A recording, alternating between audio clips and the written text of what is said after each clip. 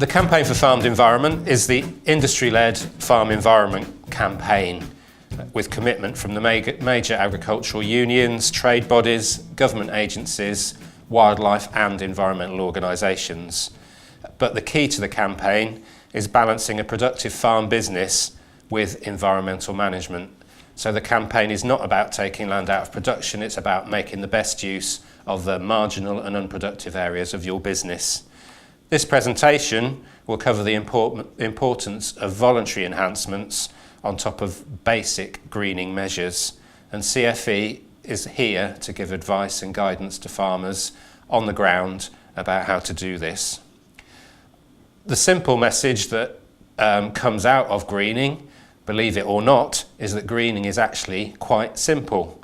It could have been a lot more complicated and could have included a lot more management prescriptions for the environment.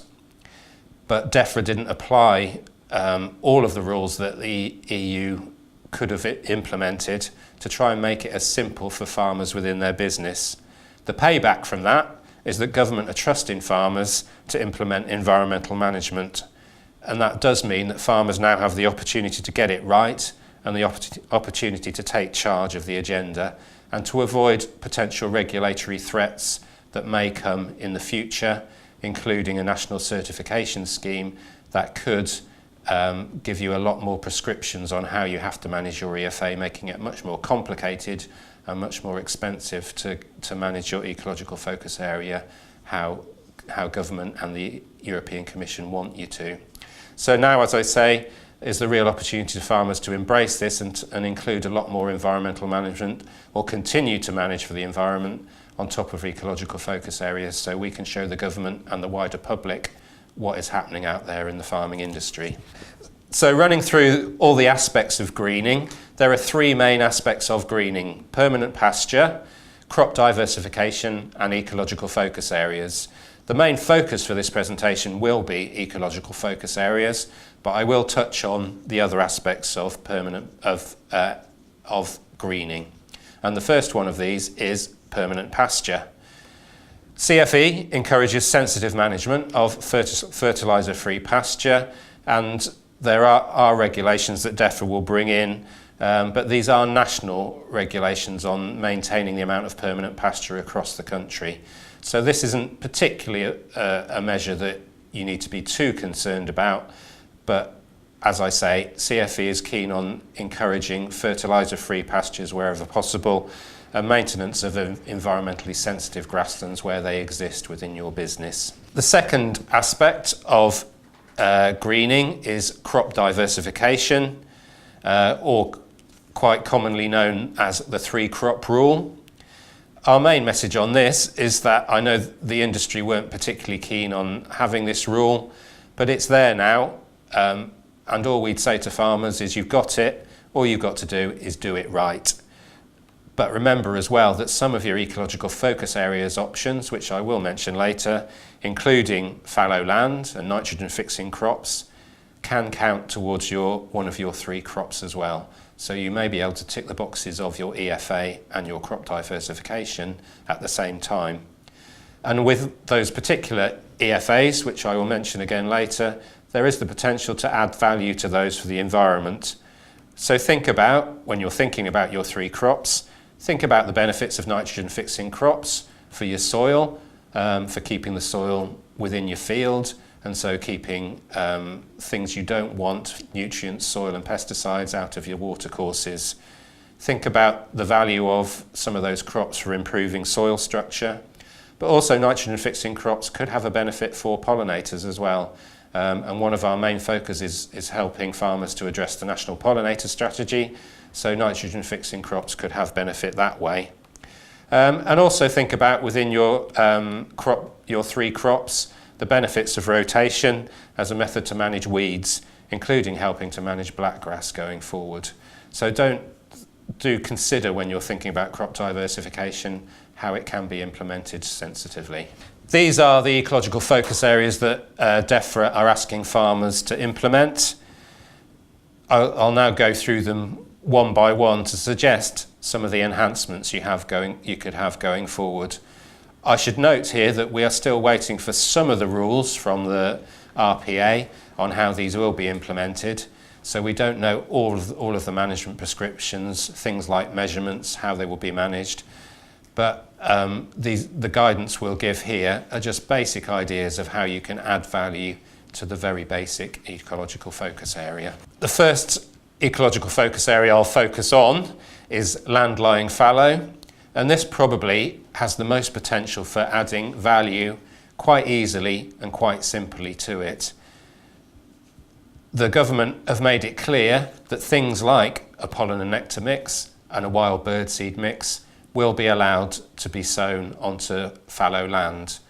It's likely that the only prescription for fallow land will be that you can't take anything off of it as a crop. So you can grow flowers and you can grow things to aid pollinators and other insects, but also to aid birds. And both pollinators and birds have a gap where their lack of food sources is quite big, and pollinators are in the spring when they need flower sources then, and birds is in the winter when they need seed sources. So these are really good opportunities to do a lot for the environment quite simply. It doesn't have to cost a lot. There are simple ways of getting cheaper seed and making sure you implement it properly. And CFE coordinators can give guidance on how to do that and the sort of things you need to do to implement a successful pollen and nectar or wild bird seed mix on your land. The added benefits of doing things like that are that they make your EFA easier to manage than just rough grassland, as they're more, a flower mix is more likely to suppress weeds and improve soil structure and other things like that, and potentially lower the likelihood of diseases and weeds going into the crop as well. So there are added benefits for the wildlife, but also for the business as well, by implementing simple pollen and nectar or wild bird seed mix on your fallow EFA. The next ecological focus area I'll focus on is cover and catch crops. And the real benefit from these is self-explanatory in this slide here, really. This is a picture of the same field in the same weather conditions. The one on one side you can see where there isn't a cover crop, and then on the other side where there is a cover crop. And you can see the effects of loss of soil and water off the field by not having a cover crop on the field. So these are the real benefits of having a cover crop on the field and thinking of having it within your EFA requirement. CFE promotes these sort of options as they do help to protect your soil, but also help to protect water courses and keep things like pesticides, soil and nutrients out of the water course itself. So these are another important EFA to consider, and again CFE coordinators can give you advice on the right sort of crops to include in your cover crop prescription, which RPA will also give guidance on at some stage soon. And this slide very quickly shows the beneficial effects of cover crops as well. You can see the benefits to soil structure, more organic matter. You can even see an earthworm in there, which are key to a good soil. So just by having this cover crop on for a very short period to keep soil in the field during the winter period, it already starts to show in signs of improved structure. And this can be part of a long-term approach to improving the soil going forwards as well. So cover crops, another important EFA to consider within your business. The next EFA to consider is nitrogen fixing crops. Again, as I mentioned earlier, this one can be used as an EFA, but also as part of your crop diversification as well. So it's worth considering it as part of one of your 3 crops, but also providing a tick on your EFA box as well. And as I mentioned earlier, nitrogen fixing crops can have benefits in the rotation as weed control, but also have benefits as pollinators as part of management across the farm for pollinators as well. So if you've got nitrogen fixing crops and a pollen and nectar mix on some fallow and maybe a flowering hedgerow as well, that can provide food sources for pollinators throughout the season and be ideal habitat for them to help encourage them going forwards. As well as the land-lying fallow EFA, probably the next important one CFE would like you to consider is buffer strips. These are EFAs that should be placed along a watercourse, and they will help to protect that watercourse by stopping all your field inputs from getting into the watercourse itself and keeping soil in the field as well. But those EFAs can also be enhanced. You can also add value to those by, as you can see in this picture here, adding quite a simple wildflower mix that will be of benefit to pollinators and other insects, and then the birds that eat those insects as well. So something simple like a knapweed, a bird's foot trefoil and an oxeye daisy mix can be quite cheap to put in, but can add quite an important added value. And also, as you can see from the picture, it does look quite nice as well. So it's quite simple to do, helps to protect your watercourses, but also has added value to protect insects and pollinators and birds going forward. And it's always nice to add floristic value around the farm as well. So EFAs can be enhanced, and buffer strips are another important one that you can think about, not just having a basic grass strip, thinking about adding value to that going forward as well. The final ecological focus area that I'm going to talk about, and the main one that to consider within your business, is hedgerows. It's important to recognise why they're important, but they may protect stock if you have some stock within your business, and they may protect crops. But they also do have added environmental value in that a lot of species flower a bit earlier in the season, particularly things like willow and some of the thorns provide great food sources for pollinators at the start of the season when not many other flowers are out and about. So hedgerows are important within the network of the business to help pollinators and the other species that use hedgerows as well. So management will be key, and do think about links to the National Pollinator Strategy and how farmers can show how they're helping pollinators by including flowers within the hedgerow as well. So hedgerow is another EFA to consider within your business. We should note as well going forward, as many of you will be aware, that you may have some delay in payment on your hedgerow EFA because of the difficulty in mapping those. So if you do include those within your 5% EFA requirement, consider that some of your payments may be delayed. But hedgerows are another worthwhile addition to the farm environment. Really, CFE is here to provide advice and guidance for you on adding that environmental value to that very basic ecological focus area. CFE has a network of coordinators across the country, and all the details of their contacts and how to find them and the events they run can be found on the website, and the address is here. We also have a range of resources which the local coordinators will be able to show you as well.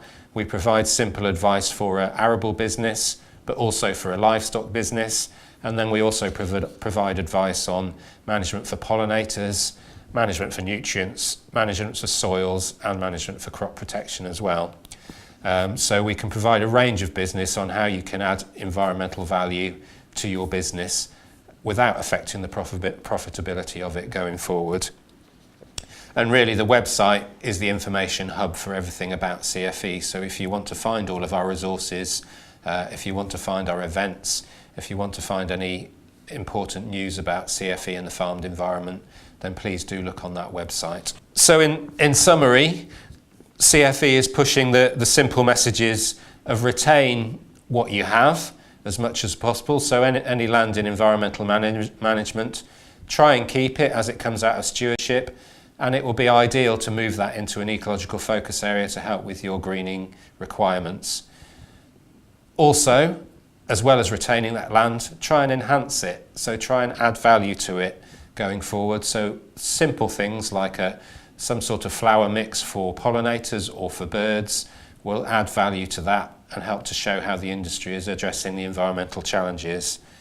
And as I said before, CFE and CFE's range of partners feel that this greening and the new cap really is an opportunity to farmers going forward. At the moment, government and ministers are trusting farmers to do that little bit extra for the environment voluntarily. The potential is that if that doesn't work, more regulations could come in. So now is the real opportunity for farmers to step up and to take leadership and ownership of the environmental challenges.